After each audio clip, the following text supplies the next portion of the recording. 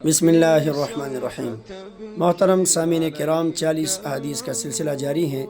آج اس سلسلے کی حدیث نمبر 21 پیش خدمت ہے۔ اس حدیث کو امام ترمذی رحمہ اللہ نے ابو ہریرہ رضی اللہ تعالیٰ عنہ کی روایت سے ذکر کیا۔ نبی کریم صلی اللہ علیہ وسلم نے فرمایا، ان عم الرجل صنم ابیہ، کہ بے شک آدمی کا چچا باپ کی مانند ہوتا ہے۔ اس حدیث میں دو باتوں کی طرف اشارہ ہے۔ پہلی بات یہ کہ ہر بھتیجے کو چاہیے کہ وہ اپنے چچا کی اسی طرح عزت اور توقیر کریں جس طرح وہ اپنے باپ اور والد محترم کی عزت کرتا ہے۔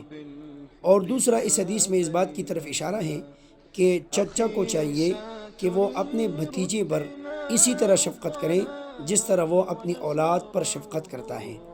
دوسری بات، ہمارے معاشرے میں عام طور پر چچا کو اور چچا کے بچوں کو ہی دشمن سمجھا جاتا ہے، اور خاص طور پر ہمارا جو پشتون قوم کا معاشرہ ہے اس میں تو چچا اور چچا کے بیٹوں کو ہی دشمن سمجھا جاتا ہے۔ لہٰذا اس حدیث میں اس طرف بھی اشارہ فرمایا کہ آپ نے چچا کو اپنے باپ کی طرح ہی سمجھنا ہے۔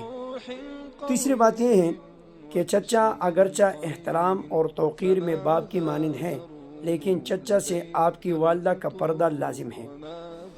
ایک حدیث میں فرمایا، کسی نے پوچھا، یا رسول اللہ صلی اللہ علیہ وسلم، کیا دیور سے بھی پردہ کرنا چاہیے؟ تو نبی کریم صلی اللہ علیہ وسلم نے فرمایا کہ الحم الموت، کہ دیور موت ہیں۔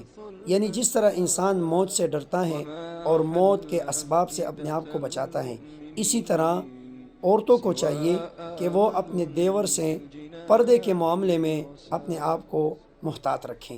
اللہ عمل کرنے کی توفیق عطا فرمائے۔